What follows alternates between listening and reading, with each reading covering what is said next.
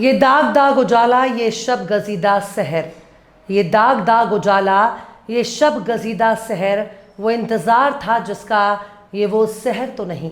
सलाम, नमस्ते, सत श्री अकाल। मैं हूँ आपके साथ हर्षिता मिश्रा और आप देख रहे हैं टाइम्स मेल। इजराइल और ईरान के रिश्ते किसी से छिपे नहीं हैं, पर क्या आपने सोचा है कि इजराइल की हालत अब कैसी हो चुकी है? इजराइल को अब मिलने वाली इज्जत भी खत्म हो चुकी है। ईरान पर हमला करके इजराइल ने अपनी किस्मत फोड़ ली। ईरान फिर भी अपने न्यूक्लियर प्रोग्राम को रोकने के लिए तैयार नहीं हो रहा। अमेरिका अगर इजराइल के कंधे से अपना हाथ हटा ले, उसे सबक सिखाना कोई बहुत बड़ी बात नहीं। इजराइल अपने तमाम के तमाम पड़ोसी देशों पर हमला कर रहा है। उसे मालूम है कि कोई भी उसका कुछ नहीं बिगाड़ सकता, क्योंकि जब तक पापा साथ में खड़े हैं तब तक उसे कोई खतरा नहीं है। पर पापा कितने दिनों तक साथ खड़े रहेंगे? पापा जिसके साथ ताल्लुकात नॉर्मल कर रहे हैं, उस पर भी पापा का दुलारा हमला कर रहा है। अगर हर पड़ोसी के साथ इजराइल ऐसा ही करता रहेगा तो खुद कब महफूज रहेगा? सीरिया से लेकर लेबनान तक उसने हमले तेज कर दिए हैं। इजराइल ने सीरिया में जब से हमला शुरू किया तब से डोनाल्ड ट्रंप की तमाम कोशिशों पर नेतन्याहू ने पानी फेर दिया। एक तरफ नेतन्याहू दूसरे देशों पर हमला कर रहे हैं, तो वहीं अमेरिका उन्हीं देशों के साथ इजराइल के रिश्ते नॉर्मल करना चाहते हैं। लेकिन इजराइल का सबसे खतरनाक दुश्मन किसी बड़ी जंग की तैयारी कर रहा है। वो रूस के साथ मिलकर समंदर में जंगी मशक कर रहा है, वॉर प्रैक्टिस कर रहा है। यहाँ तक कि ईरान ने अब इजराइल को अमेरिका का पागल कुत्ता करार दे दिया। यानी ईरान की नज़र में इजराइल की कोई अहमियत नहीं, वो उसे अमेरिका का प्रॉक्सी के बजाय सीधे सीधे कुत्ता बता रहा है, जो इजराइल और अमेरिका के लिए निहायत ही शर्मनाक है। पर बात सिर्फ यहीं तक नहीं। इजराइल ने ईरान के जिस एयर डिफेंस सिस्टम को तबाह कर दिया, उसे ज़बरदस्त तरीके से नुकसान पहुंचाया था, अब वो एयर डिफेंस सिस्टम पूरी तरह से ठीक कर लिए गए हैं, जो इजराइल के लिए बहुत बड़ा सरदर्द है। इजराइल की हरकतें खुद अमेरिका भी पसंद नहीं कर रहा, पर किया क्या जा सकता है? आखिर अमेरिका ने उसे पाल पोस कर बड़ा किया है, उसके नखरे भी अमेरिका को ही सहने पड़ेंगे। कोई दूसरा उसके नखरे क्यों बर्दाश्त करेगा और कब तक? क्योंकि हर वक्त ईरान खतरे के तौर पर नजर आता है। कोई गारंटी नहीं कि वो कब इजराइल पर हमला कर दे। आखिर कैसे इजराइल को ईरान बताया पागल कुत्ता? आखिर कैसे रूस के साथ मिलकर वार प्रैक्टिस कर रहा है ईरान? आखिर कैसे ईरान ने ठीक कर लिए अपने एयर डिफेंस सिस्टम? आखिर कैसे ईरान बन चुका है इजराइल का सबसे बड़ा सिरदर्द? बताएंगे आपको और भी बहुत कुछ। लेकिन आप अगर हमारे चैनल पर नए हैं और पहली बार हमारी वीडियो को देख रहे हैं, तो आप हमारे चैनल टाइम्स मेल को सब्सक्राइब कर लें, वीडियो को लाइक कर दें और बेल आइकन का नोटिफिकेशन बटन भी प्रेस कर दें, ताकि बिना देरी हमारी हर खबर आपको मिलती रहे।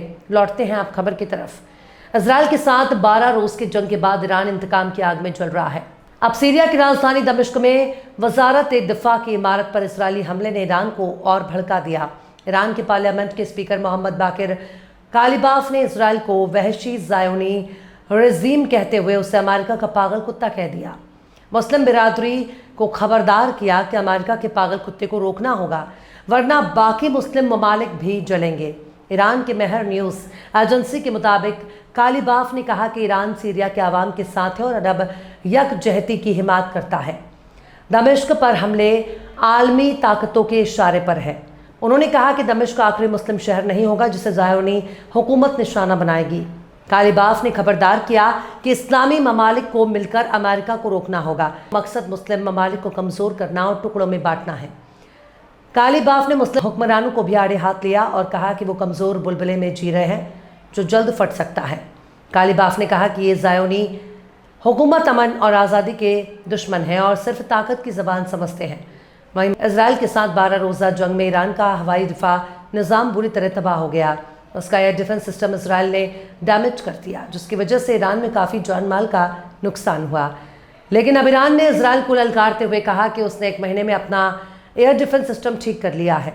ईरान के फ़ौज के अफसर महमूद मौसवी ने बताया कि इजरायली हमले में टूटे एयर डिफेंस सिस्टम को बदल दिया गया है। जून के जंग में इजराइल ने ईरान पर ज़बरदस्त तरीके से हमला शुरू कर दिया।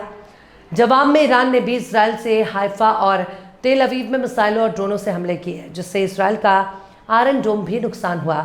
मौसवी ने कहा कि कुछ सिस्टम टूटे थे, लेकिन हमने उन्हें ठीक किया और हवाई इलाके को महफूज करने के लिए नए सिस्टम लगाए। इससे पहले ईरान के पास रूस की S-300 और अपनी बावर 373 सिस्टम था। वहीं अमेरिका के लिए इजराइल क्या है, इस बारे में बताने के लिए बहुत कुछ है, पर शायद नेतन्याहू ट्रंप के इशारे पर चलने के लिए बजाय ट्रंप को ही अपने कंट्रोल में लेने की कोशिश कर रहे हैं। कई बार दोनों के बीच में खींचतान नजर आ रही है। अब एक व्हाइट हाउस अफसर ने बताया कि ट्रंप की टीम इजराइल के वजीर आजम नेतन्याहू की हरकतों से नाराज है। अफसर ने सीरिया के सदर की इमारत पर हमले का जिक्र करते हुए कहा कि नेतन्याहू दीवाने की तरह हर जगह बम बरसाते हैं। एक्सियोस की खबर के मुताबिक इन हरकतों से ट्रंप के आमने सामने की कोशिशों को नुकसान हो रहा है। हाल ही में इजराइल ने सीरिया के राष्ट्रपति भवन पर हमला कर दिया, यहां तक कि गजा में होली फैमिली चर्च पर बम गिरा दिया। इन सब हरकतों से ट्रंप बाबू बहुत परेशान हो चुके हैं। एक अफसर ने बताया कि चर्च हमले के बाद ट्रंप ने नेतन्याहू को फोन कर उसकी डिटेल मांगी। एक और अफसर ने कहा कि नेतन्याहू पर ट्रंप की टीम का भरोसा कम हो रहा है, वो शरारती बच्चे की तरह हरकत करते हैं। सीरिया और गजा पर हमलों के बाद अमेरिका ने तुर्की के सफीर की मदद से जंगबंदी करवाई, लेकिन इसराइल ने सीरिया में हमले करके फिर से आग भड़का दी। लेकिन इसराइल फिर भी तनाव बढ़ा रहा है। वहीं रूस के सदर व्लादिमीर पुतिन ने एक तरफ उन्होंने यूक्रेन जंग खत्म करने के लिए सुलह बातचीत की रजामंदी दी, तो वहीं दूसरी तरफ क्रेमलिन में ईरान के सुप्रीम लीडर के सलाहकार अली लारिजानी से न्यूक्लियर प्रोग्राम पर नामुनासिब मुलाकात की। ये मुलाकात पहले से तय नहीं था। पुतिन का सुलह कदम ट्रंप को खुश करने के लिए देखा जा रहा है, जो रूस पर दबाव डाल रहे हैं, मगर ईरान से बात ने ट्रंप को नया टेंशन दे दिया। रूस और ईरान के दरमियान अच्छे ताल्लुकात हैं, लेकिन पिछले महीने इजराइल ईरान जंग में अमेरिका के हवालों के वक्त रूस ने ईरान को फौजी मदद नहीं की, सिर्फ सियासी हिमायत दी। क्रेमलिन के तर्जुमान पेस्कोव ने कहा कि लारिजानी ने मिडिल ईस्ट और ईरान के न्यूक्लियर प्रोग्राम की खराब होती हालत पर बात की। पुतिन ने इलाके में अमन और न्यूक्लियर मसले के सियासी हल पर जोर दिया। जर्मनी, ब्रिटेन, फ्रांस जल्द से न्यूक्लियर बातचीत करेंगे। पिछले हफ्ते रूस से एक्सियोस की खबर की मजम्मत की, जिसमें दावा किया गया कि पुतिन ने ईरान को यूरेनियम एनरिचमेंट रोकने को कहा। ईरान ने न्यूक्लियर हथियार बनाने से इनकार किया। पीर के रोज रूस और ईरान समंदर में जंगी मशक़ रोकने जा रहे हैं, जो 3 दिन तक चलता रहेगा, जिसका मकसद समंदरी रास्ते पर खतरे कम करना है। पर यहाँ तो सवाल ही यही है, क्या आखिर ईरान को समंदर में वॉर प्रैक्टिस करने की क्या ज़रूरत है? कहीं ना कहीं ईरान किसी बड़े जंग की तैयारी कर रहा है। एक तरफ रूस और यूक्रेन की जंग अपने खात्मे की तरफ बढ़ रही है, तो वहीं रूस ईरान के साथ मिलकर किसी नए जंग की तैयारी भी कर रहा है, जो शायद इसराइल के लिए काफ़ी खतरनाक हो सकता है, क्योंकि अभी हाल ही में ईरान और इसराइल के बीच सीज़फायर हुआ है। पर इसराइल की हरकतें बता रही हैं कि सीज़फायर ज़्यादा दिनों तक चलने वाला नहीं। बहरहाल चलते चलते आखिर में दाग देहलवी ने भी क्या खूब फरमाया है, हर एक से कहते हैं क्या दाग बेवफा निकला, हर एक से कहते हैं क्या दाग बेवफा निकला, ये पूछे उनसे कोई वो गुलाम किसका था।